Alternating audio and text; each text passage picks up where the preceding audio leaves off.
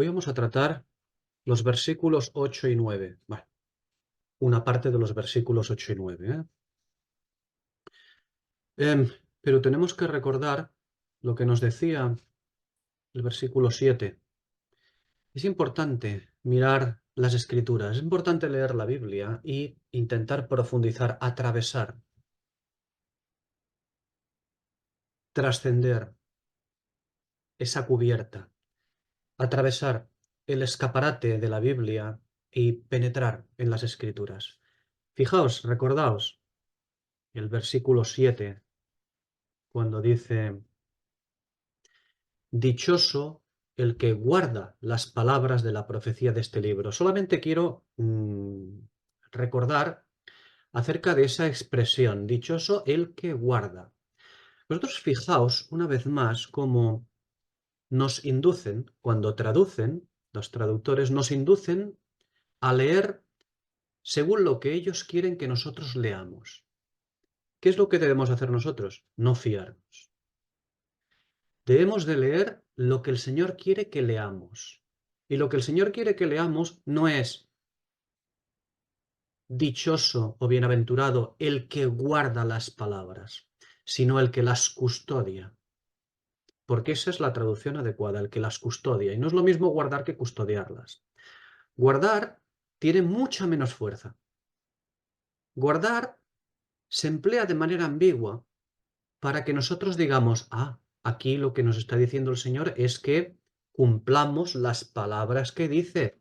No comas arroz, no bebas vino, no le des un puñetazo en la cara a otro. Eso es lo que debemos hacer. No, pues no, no habla de esto. Debemos de huir de la judaización de las cosas, es decir, debemos de huir del legalismo. Porque se suele decir que este versículo 7 nos dice que hay que obedecer la escritura, es decir, cumplir preceptos como si fuéramos aquellos que cumplen los mandamientos dados al pueblo judío. Y no es así, esto no lo podemos hacer. No es que no debamos de cumplir lo antiguo se debe cumplir a rajatabla, pero nosotros debemos de tener otro tipo de mirada, una mirada plenamente espiritual. Entended lo que estoy diciendo, las palabras que digo, plenamente espiritual. Es decir, observar lo que dice la Escritura y decirnos a nosotros mismos: ¿qué quiere transmitirnos aquí el Espíritu? ¿Qué es lo que el Espíritu quiere que nosotros entendamos acerca de esto? Porque si no lo hacemos así, lo único que haremos será judaizar y no haremos más que ver, ya no solamente en el Antiguo Testamento, sino en todo el Nuevo Testamento, no haremos más que ver mandamientos, mandamientos, mandamientos y mandamientos. Y se convertirá prácticamente en un Nuevo Testamento de mandamientos, donde que lo que nosotros hacemos es cumplir, o sea, guardar las palabras del libro. Pero insisto, aquí el Espíritu, contra la traducción que hay, no quiere que entendamos que debemos de guardar las palabras, no. Dice que debemos custodiarlas. Es decir, que nosotros somos custodios de la Escritura, guardianes de la Escritura. Eso es lo que está diciendo. Que seamos guardianes, no que las guardemos en el sentido de cumplir, sino que seamos guardianes. Guardar las palabras es custodiarlas. Entenderlo como cumplir, cumplir y cumplir, eso es ser superficial. Es una interpretación laodiceana. Eso es judaizar, cumplir la letra. Eso es educar la carne. ¿Que tiene buen nombre? Sí, pero nada más. Solo tiene buen nombre. En fin, insisto, guardar las palabras, esta expresión que dice aquí, es custodiar, velarlas para que no sean moldeadas. Es decir, para que no se conviertan en otra maldita serpiente de bronce, aquella que tuvo que ser destruida por Ezequías.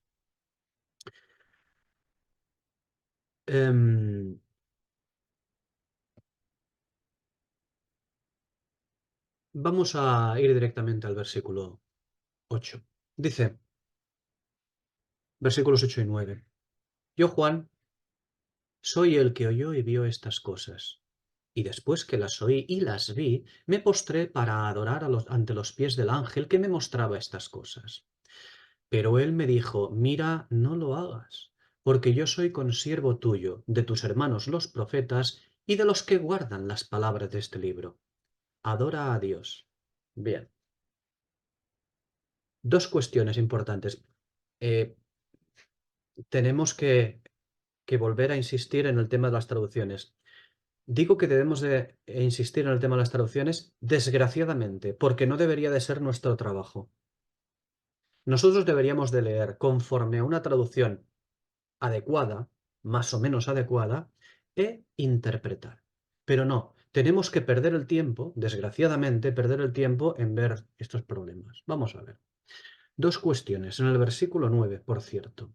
Los que guardan las palabras de este libro. No, los que las custodian, una vez más. Custodiarlas, velarlas, protegerlas.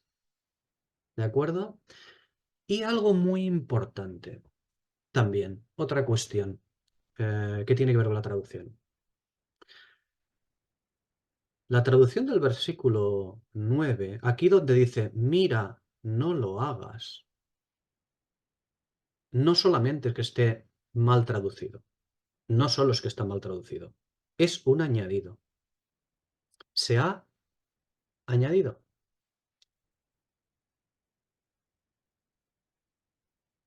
Una pena. Algo absolutamente lamentable, una vez más. ¿Por qué se ha añadido algo? Pues por el mismo motivo por el cual traducen de la manera que mejor les parece, para colarnos lo que sea.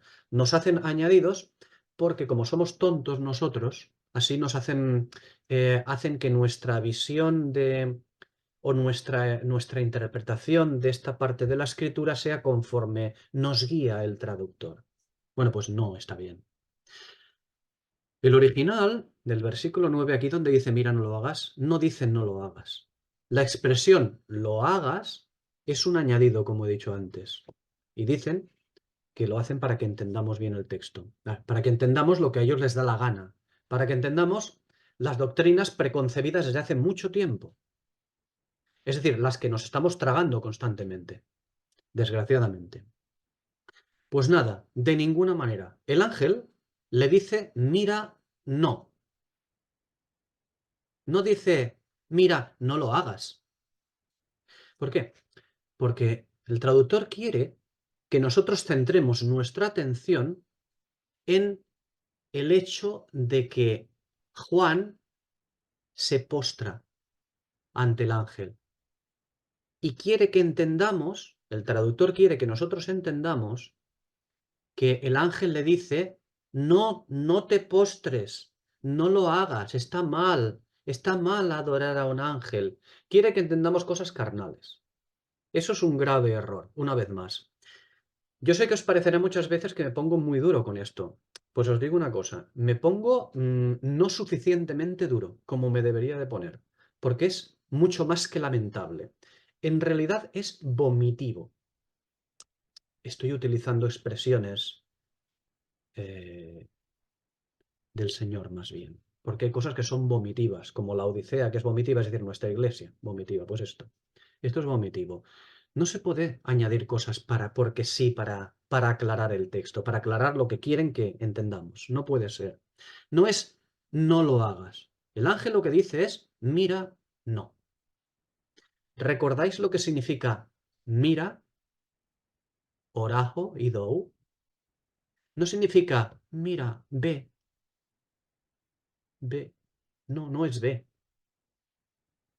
Lo que significa recordad es presta atención, discierne. Y le dice, mira, no, es decir, presta atención. ¿Por qué? Porque no lo estás haciendo. Le dice el ángel a Juan.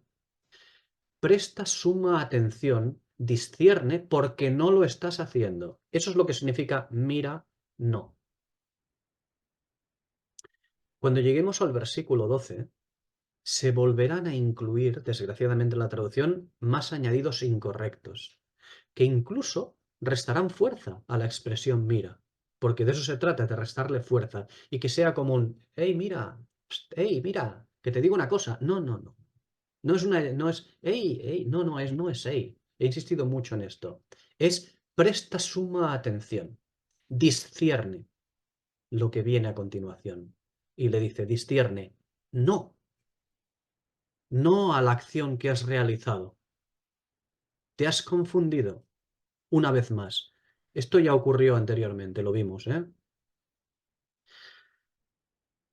Es curioso, porque Apocalipsis 3.9, allí, en Apocalipsis 3.9, los traductores sí han respetado el texto no añadiendo nada. De manera que allí la expresión mira conserva toda su fuerza y significado. Pero aquí no, hacen un añadido. ¿Por qué? Porque quieren, iba a decir despistar nuestra atención. Bueno, en realidad es Satanás y su agente Babilonia quien quiere despistar nuestra atención. ¿Y qué es lo que usan? Pues usan pues, a la aristocracia de la iglesia, traductores, etc., etc., etc. Eso es lo que usan. No lo entienden. Y se despista nuestra atención de lo que verdaderamente importa. Insisto, Apocalipsis 3.9, la expresión allí, mira, conserva toda su fuerza y significado. Aquí la, la diluyen, el traductor la diluye. ¿Por qué? Porque cree que el contexto del versículo o de los versículos dan pie a traducirlo de otra manera. Bueno, yo insisto, los traductores que se dedican a traducir y punto. Los profetas que se dediquen a interpretar la escritura. Bien, la cuestión está en que el ángel le dice, mira, es decir, discierne, le dice, no, estás equivocado. ¿Por qué? ¿Por qué? Pues porque Juan sigue sin discernir. Después de un montón de capítulos, Juan sigue sin discernir plenamente. ¿Por qué no discierne bien Juan? ¿Por qué es un zoquete? Pues porque él, recordad, pertenece a otra dispensación. Y su ministerio, recordad que ya tratamos al principio, antes de iniciar Apocalipsis, tratamos el ministerio de Juan, el ministerio de Pedro, el ministerio de Pablo, los tratamos ampliamente porque es muy importante observarlos. Pero recordar que el ministerio de Juan es diferente al de Pablo, muy, muy, muy diferente. Juan pertenece al ministerio de la Iglesia judaica. Por cierto, más ligada al Israel de la heredad terrenal. La Iglesia judaica está ligada al Israel de la heredad terrenal. Esa heredad terrenal que se manifestará cuando venga el Señor, naturalmente. Juan sigue sin entender que el ministerio del ángel es precisamente a lo que está llamada la Iglesia. No, no la Iglesia judaica, sino a aquella que desposó Pablo, la gentil. Y eso le ocurre a Juan, no discierne. ¿Por qué? Porque Juan pertenece a la iglesia judía. Fijaos cómo en Lucas 22, versículos 29 a 30, allí los representantes de la iglesia judaica quedan ligados a Israel. Lucas 22, versículos 29 y 30. Digo que los representantes de la iglesia judaica allí quedan ligados a Israel no solo en su propio presente, allí, en aquel presente, sino también en el futuro milenial. Juan no pertenece al ministerio de la profundidad profética de la esposa gentil de Pablo, ni siquiera discierne el arrebatamiento. Fijaos en Apocalipsis 4:1. Allí leeremos y diremos, ostras, el arrebatamiento.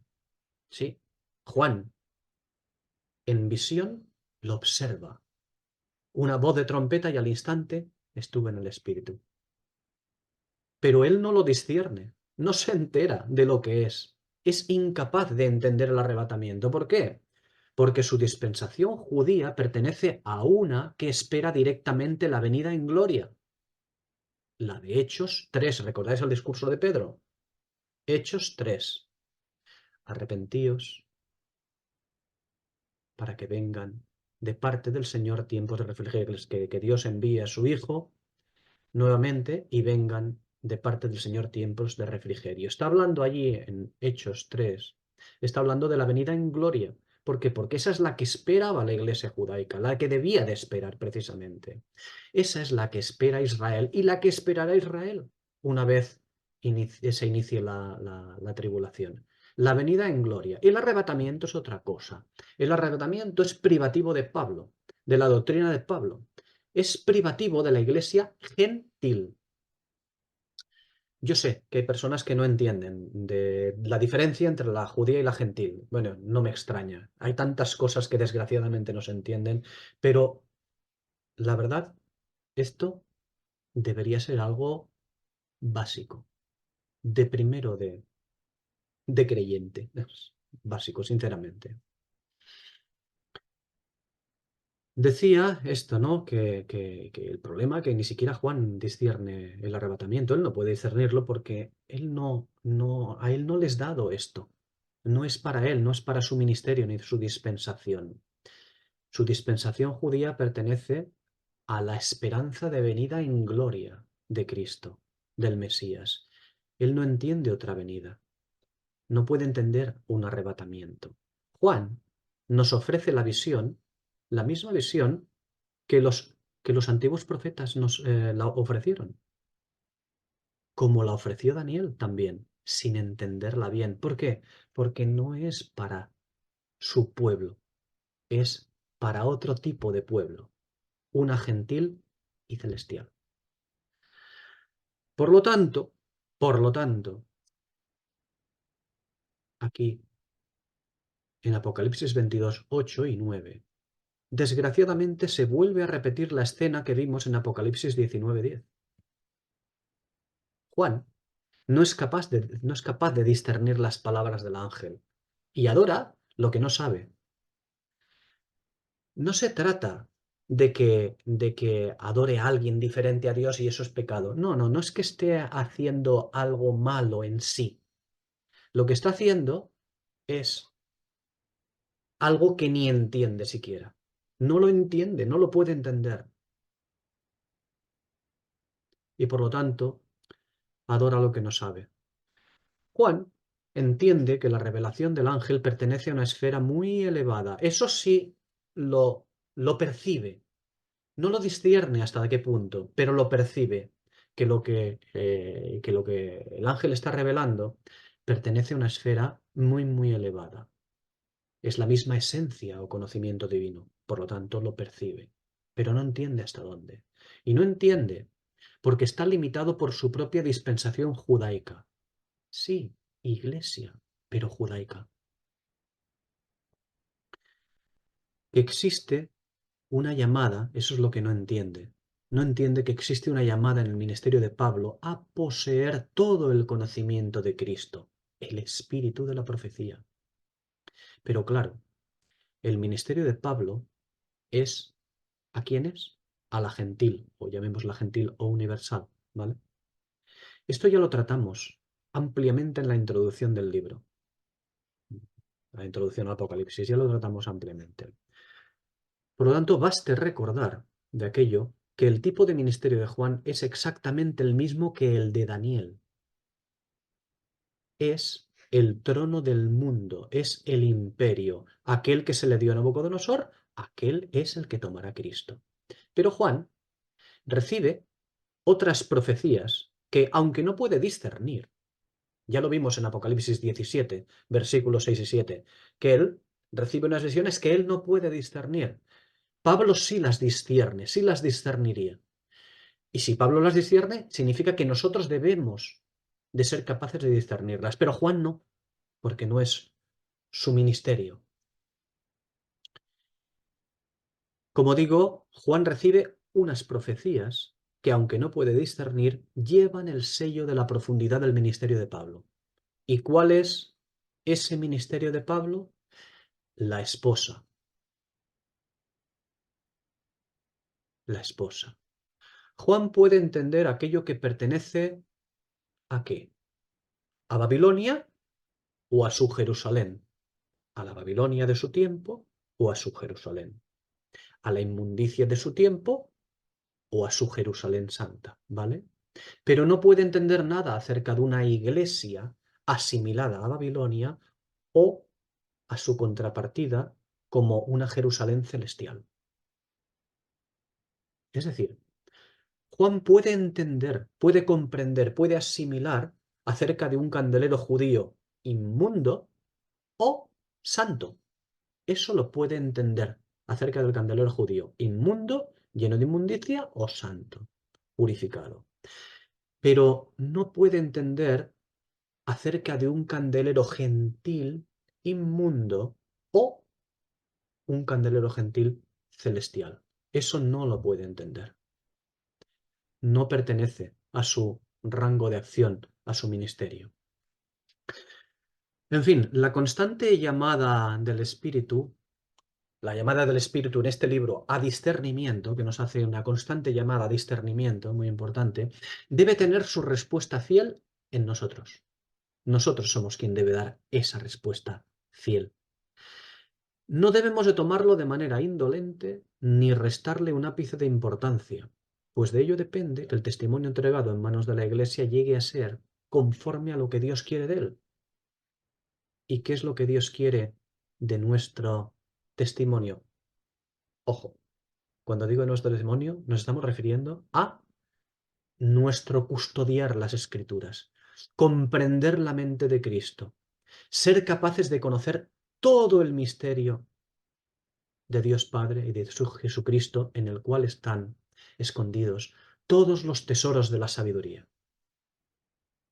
Todo conocimiento.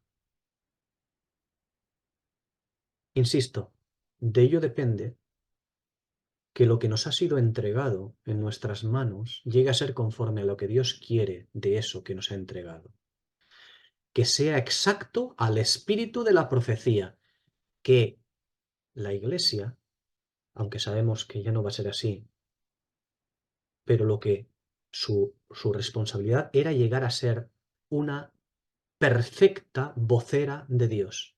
Vocera, profeta, perfecta vocera de Dios. La inmundicia a causa de la fornicación impide esto. Ya lo sabemos. Por ello el Señor no va a arrebatar a la iglesia, sino va a arrebatar de entre la iglesia.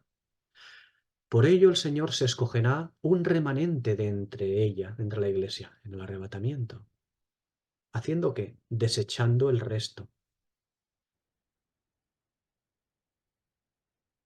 Su voluntad se cumplirá. La voluntad del Señor se cumplirá, pero no nos permitamos pensar ni por un momento que Dios cumplirá su voluntad sin necesidad de nuestra diligencia. Y por lo tanto, que nuestra diligencia no nos permitamos pensar que nuestra diligencia no es clave, no es tan clave con respecto a nuestra acción. Porque de esto también deviene la indolencia. El pensar, el Señor ya hará. No. El Señor hará y habrá muchísimos que se queden sin ser arrebatados. ¿Quién? Siempre se dice lo mismo. Aquellos malos, aquellos que dicen que no creen, aquellos que son arminianos, aquellos que son testigos, aquellos que son católicos, tal. No, no. Nuestros hermanos, los que llamamos hermanos, estos se van a quedar. ¿Todos? No, no digo todos. Pero no pensemos que cuando el Señor habla de remanente, no pensemos que un remanente es muy grande. Lo hemos visto en las Escrituras. Los remanentes son chiquititos. Y lo digo no para jactarme, sino enfadado. Lo digo enfadado. No puede ser. Esto va a ocurrir. Los remanentes siempre son pequeños. Es un puñado que el Señor arrebata. Y eso me entristece y me disgusta sobremanera. Que esto sea así, porque es por nuestra culpa que eso va a ocurrir. Por nuestra culpa. Así ¿que el Señor va a cumplir su voluntad? Sí, sí, sí, claro que sí. Pero no lo fiemos todo a que Él va a cumplir su voluntad y nosotros no tenemos nada que hacer, porque tenemos que hacer y mucho. El Señor ha entregado en nuestras manos el testimonio. El Señor ha entregado en nuestras manos las Escrituras para custodiarlas, para custodiar los textos antiguos, para traducir adecuadamente, para interpretar adecuadamente, etc., etc., etc., etc. Para todo esto. Somos plena y absolutamente responsables. Y permitidme algo más, no solamente plena y absolutamente, permitidme un adjetivo más superlativo, e infinitamente responsables somos nosotros. En fin, el espíritu, como decía, se ha molestado en incluir en este libro constantes llamadas a discernimiento, constantes llamadas a fidelidad y a llegar a ser pura y sin mancha, conforme a toda la palabra profética. Y esto, el Espíritu, no lo ha hecho porque quiera que seamos buenos y obedientes como ovejitas, y amorosos, y vayamos a misa los domingos y las fiestas de guardar, y todas estas cosas que bla, bla, bla, bla, bla. No, no quiere que, como digo, que seamos buenos y obedientes como ovejitas. No. Lo ha hecho porque nos espera un ministerio muy elevado a partir de la venida del Señor, para el que debemos prepararnos. Es algo que ya hemos visto muy ampliamente también. Capítulos 19, capítulo 20, sobre todo el 21. Debemos prepararnos para esto. Nosotros ministraremos para la próxima dispensación. ¿Cuál será la próxima dispensación? La definitiva, la del séptimo día, la dispensación milenial. Ministraremos para esa dispensación. De igual manera que la profecía de la dispensación que nos precedió ministró para nosotros, como dice bien primera carta de Pedro, capítulo 1, versículos 10 a 13. El Espíritu, al mostrar a Juan en su zoquetería, insiste en mostrarnos lo necesario que es abandonar toda superficialidad e inmundicia y salir a él fuera del campamento. ¿Qué es el campamento? Pues nuestro campamento, allí donde estamos todos acampados, nuestro campamento, nuestra Laodiceíta, nuestra mamá. El Espíritu insiste, al mostrarnos a Juan de esta manera, insiste en mostrarnos lo necesario que es salir a él fuera del campamento, llevando su vituperio. Nos muestra lo necesario que es abandonar los mantras de nuestra evangélica Laodicea y humillarnos porque pertenecemos a aquella que ha sido infiel. O sea, hacer exactamente lo mismo que hizo Daniel, capítulo 9. Debemos abandonar la superficialidad de las lecturas bíblicas para profetizar conforme al ministerio de la profundidad de Pablo. Sí, Pablo, de ese Pablo al que todas las iglesias de Asia abandonaron, desde Éfeso a la Odisea, desde la iglesia apostólica hasta la de nuestros días. Todas le abandonaron. Dice en segunda carta a Timoteo capítulo 1:15, y sí, segunda carta a Timoteo capítulo 1 versículo 15, es un pasaje profético. No es un pasaje que diga, oh, es que me han dejado aquellos que se reúnen en Éfeso, en Esmirna, en Sardis, en Laodicea, en Filadelfia. Es que me han girado la espalda. Bueno, ¿qué le vamos a hacer? Hay otras iglesias. No, no, no. El espíritu no da puntada sin hilo. Y aquí tenemos, evidentemente, una profecía. Segunda Timoteo 1:15 es un pasaje plenamente profético, no una simple narración. Porque las narraciones, a nosotros no nos interesan. El espíritu no se dedica a hacer narraciones. Todo lo que hace son escrituras proféticas, todas, incluyendo los evangelios. Este pasaje de 2 Timoteo 1:15, todos los que están en Asia me abandonaron, tiene su plena correspondencia y cumplimiento, como ya sabemos, en Apocalipsis capítulos 2 y 3. Es decir, el abandono de Pablo por parte de la Iglesia. Decir el abandono de Pablo significa decir el abandono del ministerio de Pablo, el abandono de aquel que tiene el conocimiento profundo de las Escrituras, aquel a quien ha sido dado la gran interpretación de las Escrituras, a Pablo. Eso es lo que ha abandonado desde Éfeso hasta la Odisea. Es decir, la Iglesia, eso es lo que ha abandonado. De manera que ¿cómo se encuentra la Iglesia al haber abandonado a Pablo, al haber abandonado su ministerio de profundidad en las Escrituras? Superficial, tibia, laodiceana, que se cree que es... la Odisea se cree que es profunda, se cree que es rica y de nada tiene necesidad. Pobre, desnuda, ciega y absolutamente perdida. Y lo que es más, guiando a muchos miembros de la Odisea a que no participen del arrebatamiento. Porque para participar del arrebatamiento no es simplemente decir, creo en el Señor Jesús como mi Señor y Salvador. ¡Ah! Ya está, ya me he salvado. No, de ninguna de las maneras. Una cosa es la boca y otra cosa es la realidad. Y no me basta, no nos basta tampoco aquello de, no, pero yo lo creo, lo creo. Bueno, tú crees que lo crees, pero ¿la mente de Cristo te posee o tu mente está siendo asimilada a la mente de Cristo? ¿Eres capaz de observar? ¿Eres capaz de discernir la profundidad de Pablo? ¿Eres capaz de ello? Porque si te mantienes en la superficialidad laodiceana,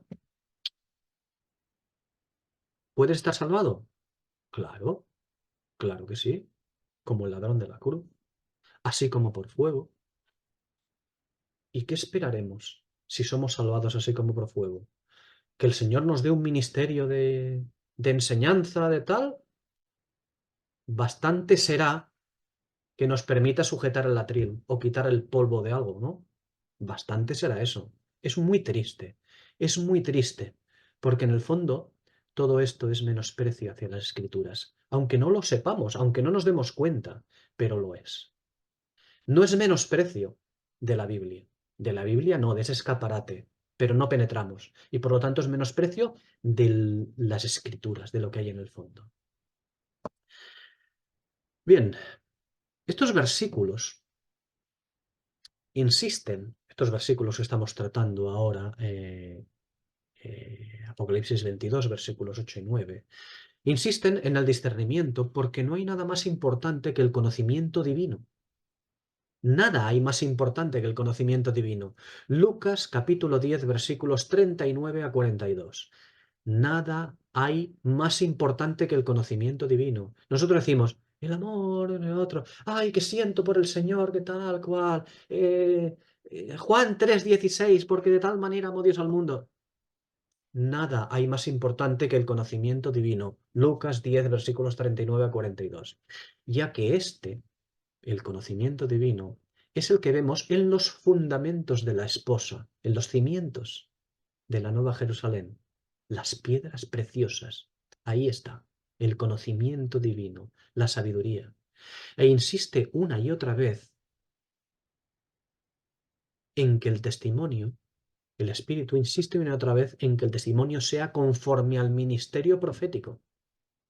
Que nuestro testimonio, lo que el Señor nos ha entregado, no el testificar, no el testificar, sino nuestro testimonio, el depósito que Dios nos ha dado, que el Señor Jesús nos ha dado mientras que estamos aquí en la tierra. Es decir, llevar su nombre como bandera y su escritura como bandera.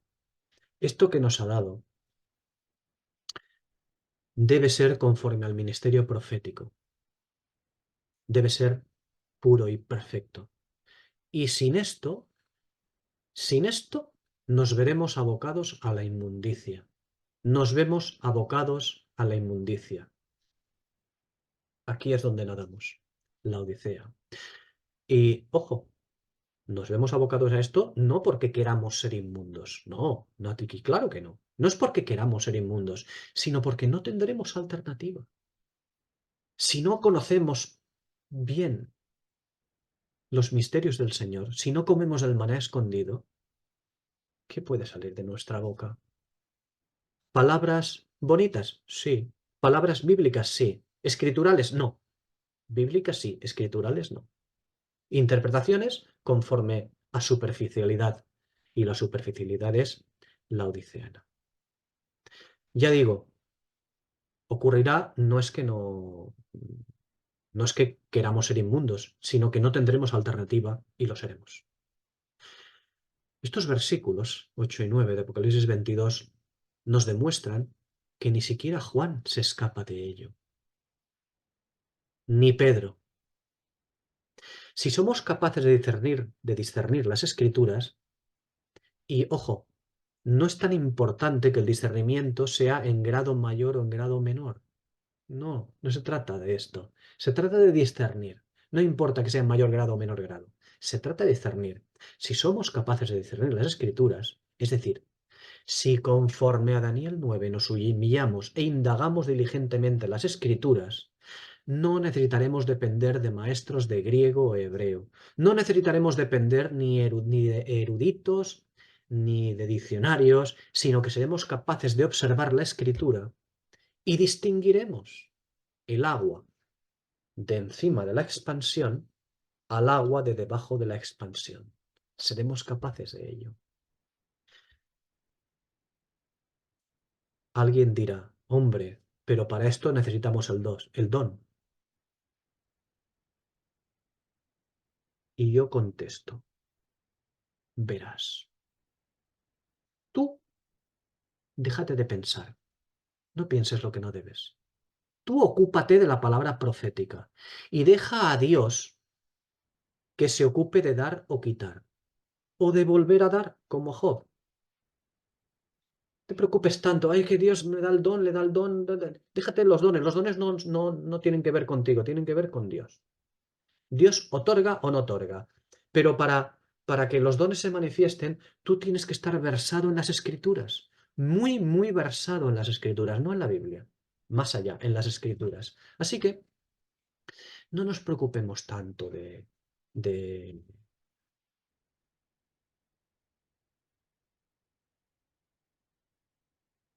No nos preocupemos tanto de si necesitamos el don o no necesitamos el don, porque el Señor no ha dicho que nos ocupemos de eso.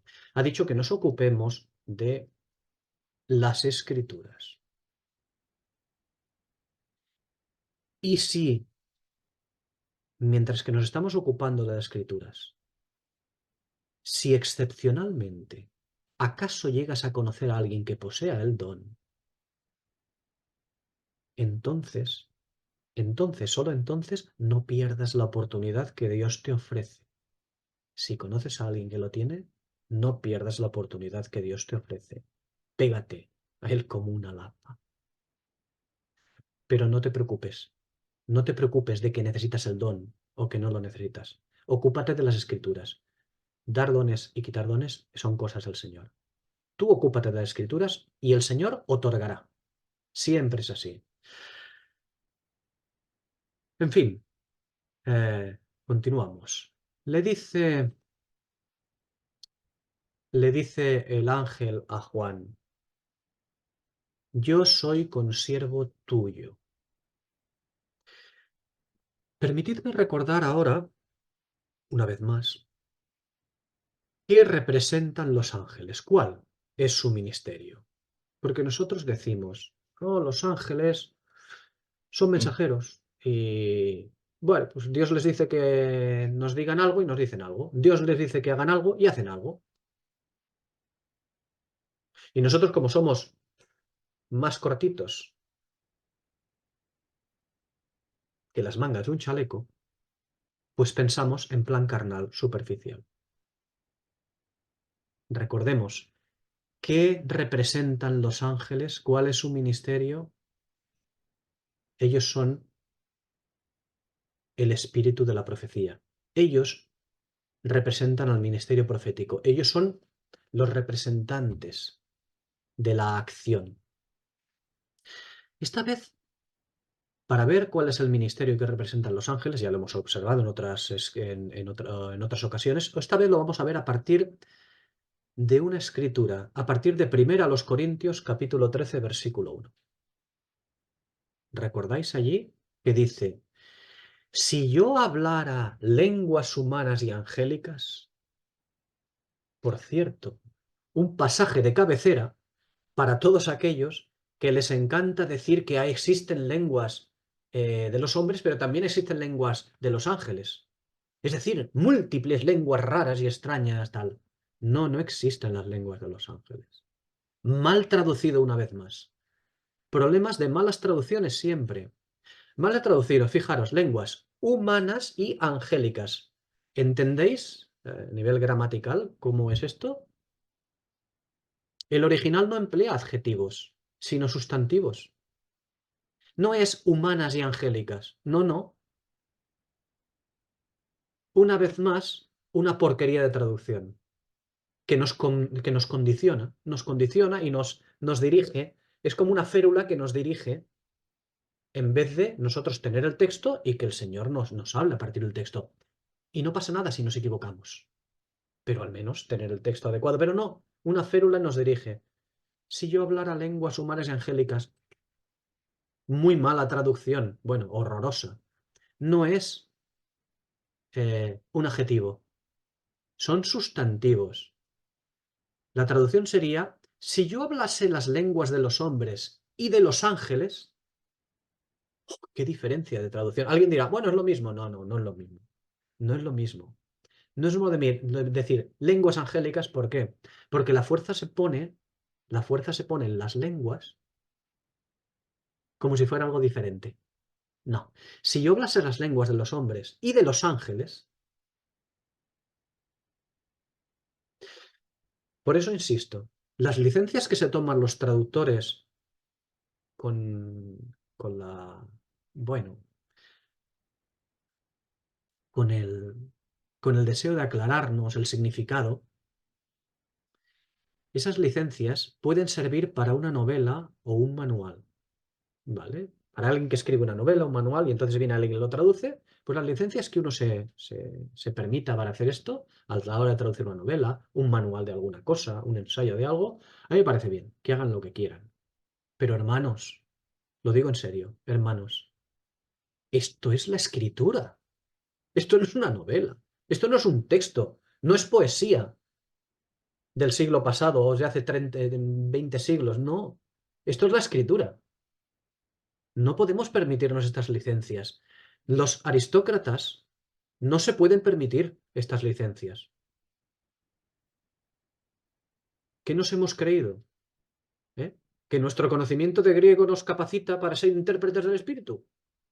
Lo que nos han enseñado en la universidad o aprendiéndolo en un instituto, el griego ese, o el hebreo, lo que sea, ya nos capacita para ser intérpretes del espíritu. Una vez más, insisto, el traductor debería limitarse a traducir, no a interpretar. Porque al ver este tipo de traducciones, no podemos más que pensar que existen condicionantes ideológicos, llamémoslo doctrinales, ideológicos, cada uno parido de su padre y de su madre. Digo de su padre espiritual, de su madre espiritual, sobre todo de su madre espiritual, y ya sabemos cuál es. Ay, sinceramente, yo he llegado a la conclusión de que el academismo es un fin en sí mismo. Algo que realmente tendría que servir al Señor y a los hermanos, ese conocimiento de griego, ese conocimiento de léxicos y tal, algo que debería ser útil al Señor y a los hermanos, ¿qué va? Se convierte en piedra de tropiezo. Eso mismo se convierte en piedra de tropiezo. Eso mismo es fuente de más mal todavía que si no hubiera el conocimiento ese. ¡Jo! Es increíble. No se me malinterprete, ¿eh? Yo animo vivamente a instruirse. De verdad que lo animo vivamente a instruirse, a conocer lenguas, el griego, a conocer muchas cosas. Pero no solamente animo, vivamente, al máximo, pero con un objetivo, no con objetivo académico, saber más que otros, no, no, no, para poder entender más profundamente, pero que sea como una ayuda, no como un fin en sí mismo. Ah, yo estudio griego, pues yo ya sé lo que dice el griego. Y un jamón con habichuelas, sabes lo que dice la escritura. No lo sabes. Sabes lo que te han enseñado acerca del griego. Y punto. Es lamentable. Por eso digo que no se me malinterprete. Pero no caigamos en el error laodiceano de decir y de creer, ¿no?, que cuando estudiamos o buscamos saber estas cosas, que lo hacemos para servir mejor a la Iglesia, cuando lo que hacemos realmente es pretender escalar a los lugares de mayor dignidad para tener la Iglesia a los pies. Vale, es una expresión dura, ¿vale?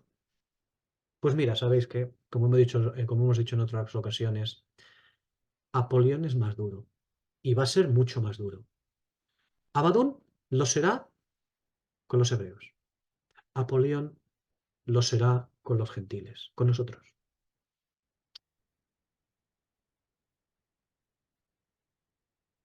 Yo creo que incluso muchas veces alguien que estudia muchas veces se cree que no, que es para servir a la Iglesia, cuando realmente no es así. Acaba buscando una mayor dignidad entre la Iglesia para tenerla, pues, tener a los demás un poquito más abajo de él. Y poder decir, yo sirvo al Señor, cuando en realidad lo que tiene es una cantidad de gente debajo de él. No estamos hablando de todo el mundo, ¿eh? Pero de una amplia mayoría, desde luego, sin lugar a dudas. Pero permitidme también decir algo al respecto. Permitidme decir también que la culpa es nuestra, no solamente es de la aristocracia de la Iglesia, la culpa es nuestra por permitirlo. Y lo permitimos porque no nos instruimos.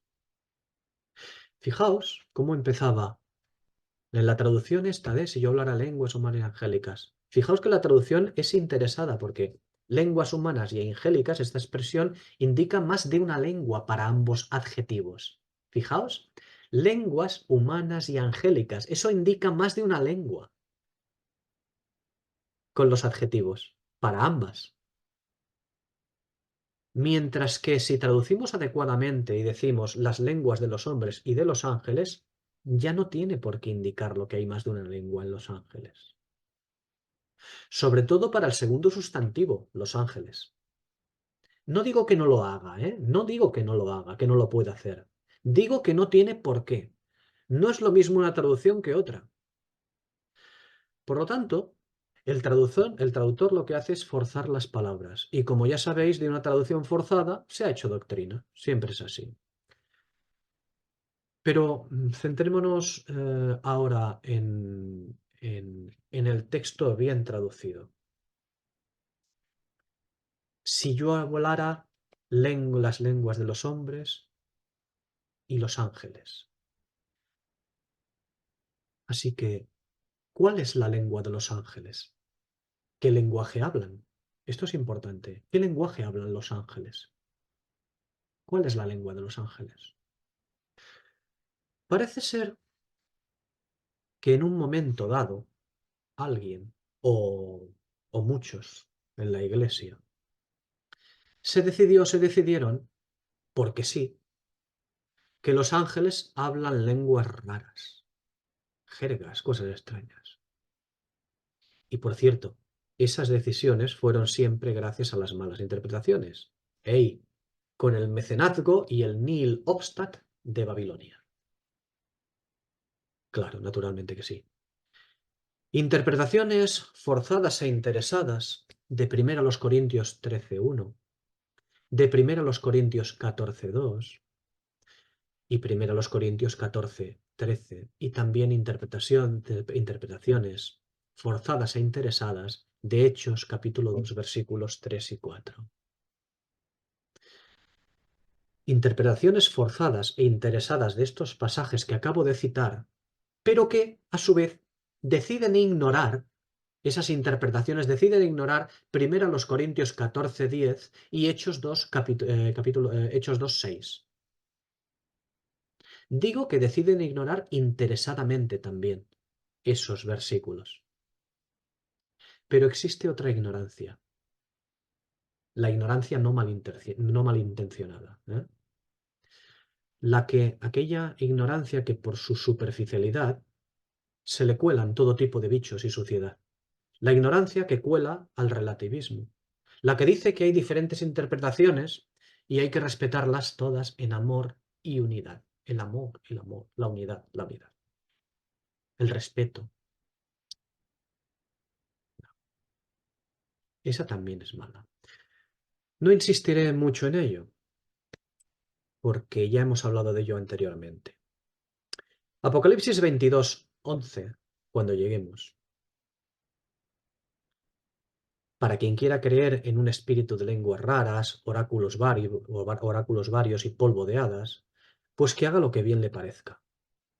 Pero eso no es el Espíritu de Dios. ¿Que alguien cree que los ángeles hablan lenguas raras y extrañas? Bueno, muy bien, que crea lo que quiera, pero no es el Espíritu de Dios. Digo que no es el Espíritu de Dios que tiene que ver con esa interpretación, ¿eh? Claramente. ¿Que alguien quiere creer en oráculos varios? Que hay gente que hace profecías y el perro de tu hermana se va a morir mañana. De aquí a 2 meses vendrá alguien a predicar el Evangelio a esta reunión. Quien quiera creer en ese tipo de profecías, que lo crea, pero ese no es el Espíritu de Dios. En fin, y quien quiera creer que Dios entrega los dones como si fuera un rayo de magia o que otorga magia a los hombres, ese no es el Espíritu de Dios. Que haga lo que bien le parezca, pero no es el Espíritu de Dios. Un alma instruida en la Escritura, siempre en humillación, Daniel 9, 1 Corintios 2:2, un alma instruida en la Escritura, siempre en humillación, descubrirá que los ángeles son los representantes del ministerio profético. Representan el espíritu de la profecía. Digo, un alma instruida en la Escritura por el Espíritu, no instruida en interpretaciones literales y superficiales o aisladas, no, instruida en la Escritura por el Espíritu. Primeramente, eso es lo que descubrirá, que los ángeles son los representantes del ministerio profético, representan el espíritu de la profecía. Fijaos que las estrellas o ángeles que vemos en Apocalipsis 1:20 y las vemos después en el capítulo 2 y 3 de Apocalipsis, no son más que la representación de las iglesias no presentes. Estos ángeles representan la responsabilidad, el ministerio terrenal que ha sido encargado a los santos, la luna, que ha sido encargados a los santos para que manifiesten el reflejo de la luz de su Señor, el sol, y que lo hagan en este mundo. Igualmente, los candeleros son la representación, los candeleros que vemos en Apocalipsis 1, y capítulos 2 y 3. Los candeleros son la representación de las iglesias dando luz al mundo, mostrando al Señor, mostrando la Escritura, mostrando al Señor. La luz del testimonio, el oro, la asociación con la santidad divina, va a ser quitada a esas iglesias, es decir, a la iglesia. Recordémoslo, que ya está avisado. Romanos 11:21. Si Dios no perdonó a las ramas naturales, a ti tampoco te eximirá. Los ángeles son los representantes o anunciadores del ministerio profético. Tienen mucho que ver con los profetas, aunque no tienen el mismo papel. Los ángeles anuncian o representan el ministerio profético en general, y los profetas se encargan de las revelaciones. Los ángeles son potestades, mientras los profetas son los voceros de Dios, de la Escritura, para entenderlos. El profeta de la revelación de Apocalipsis es Juan. Los ángeles participan de esa historia profética como anunciadores o representantes.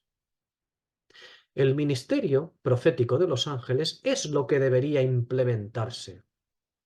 Ser la Escritura totalmente abierta. un conocimiento o enseñanza de las Escrituras completo y perfecto, asimilado por parte de la Iglesia responsable en la tierra. En Apocalipsis 2 y 3 vimos a los ángeles como los representantes místicos o simbólicos de las iglesias operando en la tierra. Es decir, como responsables del candelero de Dios. Y se les escribe a los ángeles en vez de a las iglesias, identificando así que lo que se escribe no son instrucciones o edificación, sino manifestaciones proféticas. No es lo mismo. Recordemos que los ángeles tienen que ver con el ministerio profético, como podemos ver en el Antiguo Testamento. Es el mismo ministerio. Los ángeles podemos ver teniendo el ministerio profético en el Nuevo y en el Antiguo Testamento. Es el mismo ministerio profético, no hay ninguna diferencia entre ambos. Es el mismo. Allí, lo vemos en el Nuevo y en el Antiguo, allí donde aparece un ángel, hay un ministerio profético muy relevante y debemos estar atentos, debemos de estar muy pendientes de lo que el Espíritu quiere transmitir con eso. Tomando como ejemplo Apocalipsis 2 y 3, cuando vemos Apocalipsis 2 y 3, cuando lo hemos estudiado, cuando lo leemos, ya nos damos cuenta, ya vemos que no son la iglesia esos ángeles, ni tienen la responsabilidad de lo que ocurre en ellas, aunque el Señor les diga, les trate como si tuvieran la culpa de lo que fuera. No, no. Los ángeles son la imagen o representación del ministerio profético en cada época de la iglesia. Tienen que ver con potestades, con lo espiritual. Es, de alguna manera, la representación de la situación espiritual de la iglesia en las regiones celestes ante Dios. Son, los ángeles, los representantes del estado profético del sujeto en cuestión. Es decir, son representantes de lo que tiene que ver con el espíritu de la profecía, es decir, con la enseñanza, con el discernimiento de la profecía, con la escritura. Este es el significado de Apocalipsis 1:20, cuando dice allí que las 7 estrellas son los ángeles. ¿Por qué? Porque el misterio profético tiene que ver con estrellas, tiene que ver con enseñanzas, Daniel 12:3. Tiene que ver con enseñanza, con potestades en las regiones celestes, Efesios 6:12. Fijaos que en Apocalipsis 12:7, Miguel y sus ángeles luchaban contra el dragón, y luchaban el dragón y sus ángeles. Fijaos que Miguel y el dragón son príncipes, y los ángeles son los representantes de la palabra profética. No importa, santa o inmunda, son los representantes de la palabra profética. Santa inmunda o inmunda, lo vemos también en Apocalipsis 2 y 3, santa o inmunda. Son los representantes de la palabra profética que tratan de imponerse. Es una lucha de principados y potestades. Lo inmundo y lo santo, que tratan de imponerse unos a otros. En Apocalipsis 20, versículos 1 a 3, no es un ángel quien aprisiona a Satanás. Nosotros leemos y pensamos, sí, un ángel que le tira el lazo, la cadena, y luego, venga tú, a la cárcel. No. No es un ángel quien aprisiona a Satanás, sino lo que ese ángel representa. Eso es lo que aprisiona a Satanás. Es el espíritu de la profecía, es decir, la escritura totalmente abierta y sin oposición en la tierra, la que ata de manos a Satanás, porque el gobierno del caballo blanco, el gobierno del Señor implementado en la tierra, impide cualquier rebelión contra los principios fundamentales desplegados por su reino. Eso es lo que ocurrirá al inicio del milenio. Que el reino, el gobierno del Señor ya implementado en la tierra, ese mismo gobierno de la Escritura impedirá cualquier rebelión contra los principios fundamentales desplegados por su reino. En Apocalipsis 6 vemos 4 caballos. Los caballos, recordad que son el poder imperial delegado por Dios en manos de los hombres. Los caballos son los representantes de la acción de la soberanía divina delegada. Zacarías 1, versículos 8 a 10. Y Zacarías también 6, versículos 1 a 8. Lo vemos allí. Los caballos son también representantes místicos. Los caballos, esto es un ejemplo, para que lo veáis, los caballos son a los imperios o potencias gobernantes lo que los ángeles son a sus iglesias o a Israel, sus representantes místicos. Es el mismo principio entre ambas cuestiones. Son los representantes, por decirlo de alguna manera, ante Dios. El caballo es la fuerza, el poder imperial en la mano de los hombres.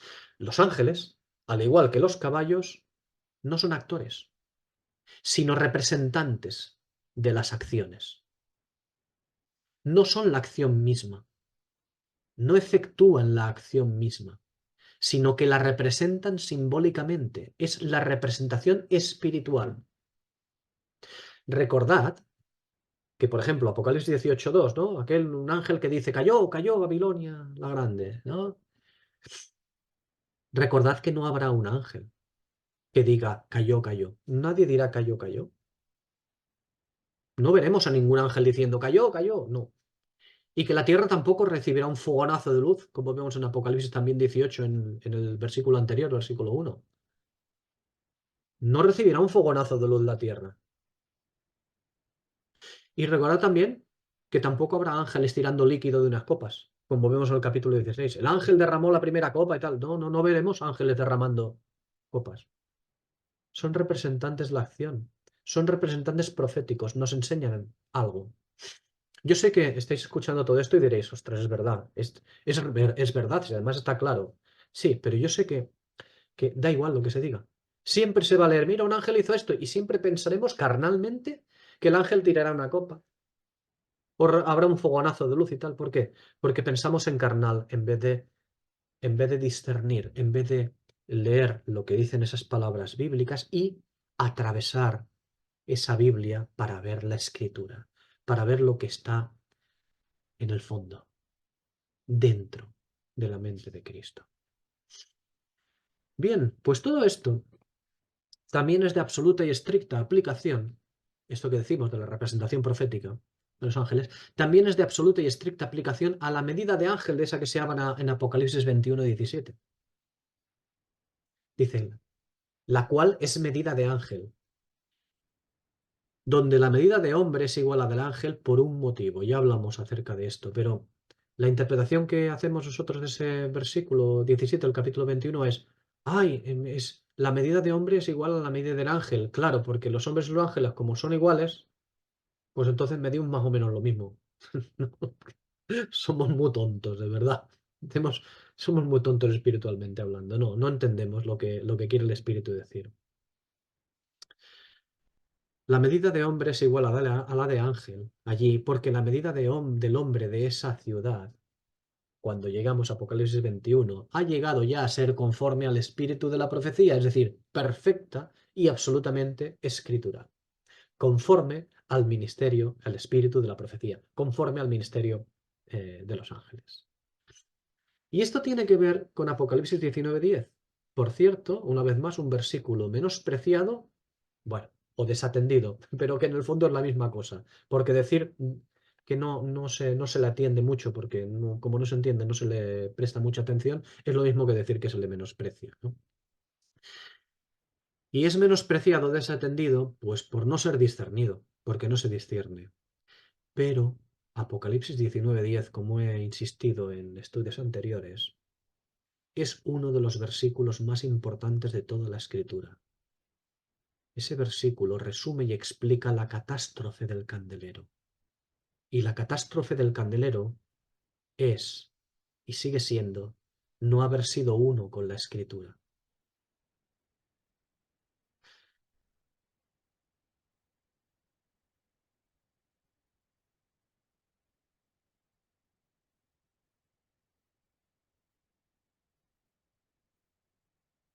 Bien, el testimonio de Jesús, el candelero entregado a los hombres, es consiervo del espíritu de la profecía. El testimonio de Jesús y el espíritu de la profecía son una unidad ante Dios. Ante Dios, sí. Uno pertenece a los lugares celestiales como la verdad absoluta, el espíritu de la profecía. Este pertenece a los lugares celestiales como la verdad absoluta, como los misterios de Dios. Y el otro, el testimonio de Jesús, es aquello que es dado a los hombres que deben recibir la verdad absoluta. El testimonio de Jesús es aquello que es dado a los hombres que van a recibir o que deberían recibir esos misterios revelados. Porque el testimonio de Jesús dice es el espíritu de la profecía. Y decimos nosotros, o debía de haberlo sido, porque desgraciadamente no lo es. No lo es. No lo es. Pero Juan es visto como el representante de la iglesia del candelero, es decir, ahí, aquí en Apocalipsis 22, 8 y 9. Juan es visto como el representante de la iglesia del candelero, es decir, del testimonio de Jesús. Y es un zoquete. Es un zoquete y adora lo que no debería. ¿Por qué? Pues porque para él el espíritu de la profecía, personificado en el ángel, es algo muy alto que no llega a poseer. No comprende. Juan no comprende que él, es decir, todos nosotros, deberíamos ya poseer el espíritu de la profecía. Es decir, deberíamos ya poseer los misterios desvelados, discernidos, los misterios de Cristo.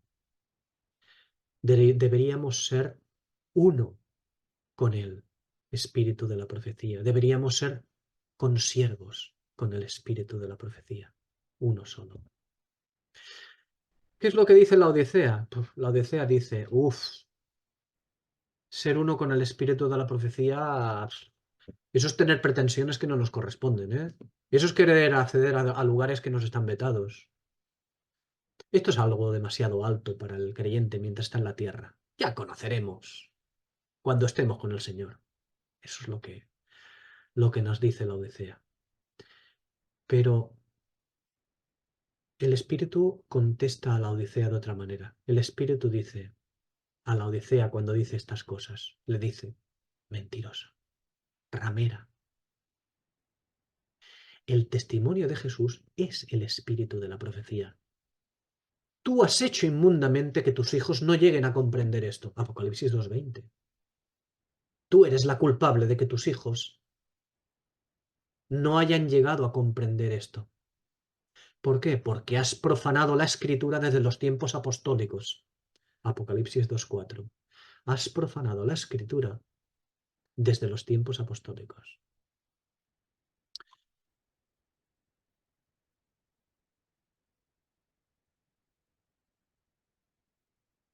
Bien, vamos a dejarlo hoy aquí porque se nos está alargando mucho y tenemos todavía mucho que decir acerca de esto. El próximo día continuaremos insistiendo en intentando averiguar, continuaremos intentando averiguar cuál es el lenguaje de los ángeles.